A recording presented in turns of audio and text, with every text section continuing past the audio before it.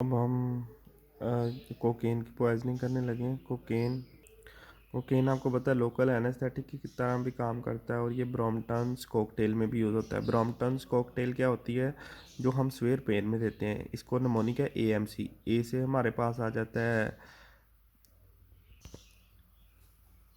ए से alcohol, M से morphine, सी से हमारे पास कोकेन। ठीक है। इसका मैकेनिज्म ऑफ एक्शन ये होता है कि ये हमारे पास रीअपटेक को इनहिबिट करती है। जैसे कि आपने फार्मा में पढ़ा है, डोपा की रीअपटेक को इनहिबिट करेगी तो स्टिमुलेंट की तरह काम करेगी। नोरेपिनेफ्रिन की करेगी तो एडिनर्जी का इफेक्ट आएंगे। सोडियम चैनल को करेगी, इनहिबिट करती है सोडियम चैनल को, तो एनेस्थेटिक इफेक्ट भी आते हैं। एक्यूट पॉइजनिंग में क्या क्या होता है आप लोग को मैं सिस्टम वाइज पढ़ाऊंगा, आपने वैसे ही हेडिंग दे दे के लिख देना, इंशाल्लाह ना सही हो जाएगा। सबसे पहले ब्रेन पे अब ये ज़्यादा रिलीज़ हो रहा है डोपामिन, तो क्या होगा, anxiety, confusion, paranoid behaviour, hallucinations. एक और ट्रिक है कि ये सारी बॉडी में ना इसने हमारे पास वेदो कंस्ट्रिक्शन करवानी स्वाइल लंग्स के। उसके बाद हम आ जाते हैं जी, ये स्वेटिंग आपको नज़र आ रही है ना, पेशेंट को हाइपरथर्मिया होगा। हाइपरथर्मिया की वजह क्या होगी कि पेशेंट जो सा है वेदो कंस्ट्रिक्शन हुई होगी, जैसे मैंने आपको बताया, जिसकी वजह से हीट एमिट नहीं हो रही होगी, पेशेंट हाइपरथर्मिया में होगा।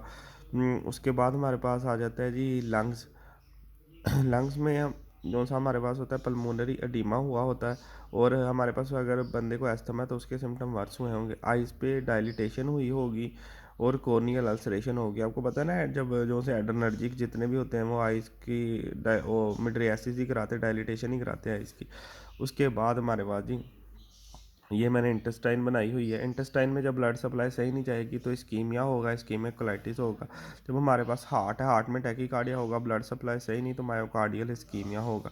उसके बाद मसल है, ये डोला मैंने आपको दिखाया हुआ है। मस्कुलोस्केलेटन सिस्टम पे हमारे पास हैप्टोमायोलाइसिस मतलब मसल का इस्कीमिया होगा, और हमारे पास कैरेटिन काइनेस ज़्यादा होगा। और ये मैंने यहाँ से वैसे गंद मारा है, लेकिन ये हमारे पास अबॉर्शन भी इंड्यूस करा सकता है। ब्रेन में क्या आता है, एंग्जाइटी, कन्फ्यूजन, पैरानॉइड, हेलुसिनेशन, आंखों में डायलिटेशन करा रहा था।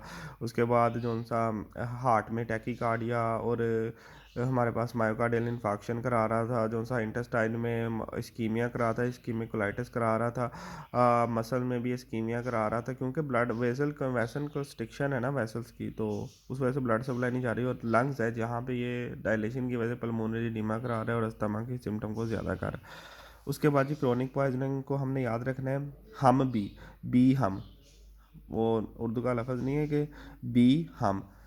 बी से ब्लैक टंग होगी और सेप्टम ने नेजल ब्लैक टंग होगी हमारे पास। एच से हमारे पास हाइपर रिफ्लेक्सिया होगा। यू से ulceration of the nasal septum हो गया। एम से मिड्रियासिस, और एम से मैग्नन साइन। एम से मैग्नन साइन ये होता है कि हमारे पास ना, हाँ, पेशेंट को लगता है कि क्रीपिंग उसकी बॉडी पे ना इंसेक्ट क्रीप कर रहे हैं, तो वो खारिश करता है, जिसकी वजह से इचिंग होती है, उसको खारिश करता है और हमारे पास मैग्नन साइन अपीयर हो जाता है।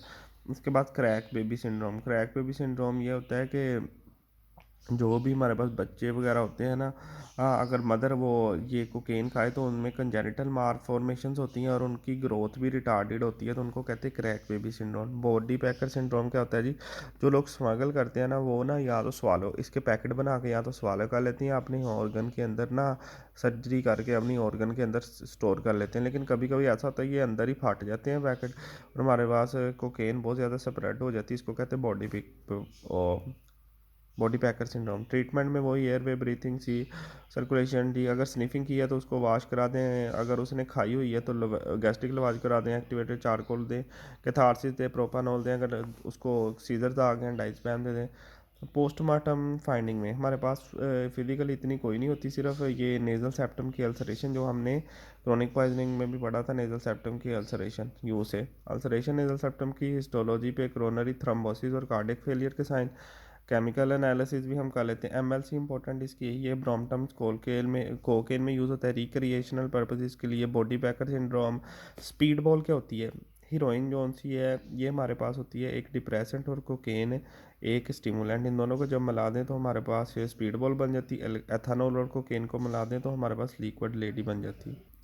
सारा एडवाइस कर लेते हैं। सबसे पहले इसने रीअपटेक को रोका, डोपामिन, नोराविनेफ्रिन, और इसकी ये हमारे पास लोकल एनेस्थेटिक ब्रोमोडम कॉकटेल में भी यूज़ होती है। उसके बाद इसके इफेक्ट हमने ब्रेन पे देख लिए, paranoid, hallucination, anxiety, confusion, dilatation आंखों में करवाता है, पल्मोनरी एडिमा कराता है, इंटेस्टाइन में स्कीमिया, हार्ट में स्कीमिया, मसल्स में स्कीमिया और अबॉर्शन भी करा देता है। क्रोनिक पॉइजनिंग में भी हमसे याद रखना है आपने, ब्लैक टंग होती है, हाइपररिफ्लेक्सिया होता है, अल्सरेशन ऑफ नेजल सेप्टम, मिट्रियासिस और मैग्नन साइन पॉजिटिव होता है। क्रैक बेबी सिंड्रोम हमने इसमें पढ़ी थी, जिसमें हमारे पास जो मदर ले तो उसकी मेंटल रिटार्डेशन और माल फॉर्मेशन हो जाती है, और ग्रोथ रिटार्डेशन होती है। बोटी पैकर सिंड्रोम जिसमें स्मगल जो करते हैं वो स्वेलो कर ले, तो हमारे पास अगर वो फट जाए पैकेट बॉडी में तो उसको बॉडी पैकर सिंड्रोम। अगर ट्रीटमेंट में ABCD करना है, वही गैस्ट्रिक लवाज वगैरह 4 को कैथारसिस करा देने। पोस्टमार्टम में नेजल सेप्टम से की सिर्फ आपको नज़र आएंगी परफोरेशन। उसके बाद हिस्टोलॉजी में हमारे पास कोरोनरी थ्रोम्बोसिस का कार्डियक और केमिकल एनालिसिस। मैमल्स इंपॉर्टेंट यही है, ब्रॉम्पटन को स्केल, बॉडी पैकर, रिक्रिएशनल पल्सेस, स्पीड बॉल होती है जिसमें हेरोइन और कोकेन को दे दें। लिक्विड लेडी, जैसे लिक्विड एथेनॉल में भी एल आता है, तो एथेनॉल और कोकेन को दें तो हमारे पास लिक्विड लेडी बन जाती है।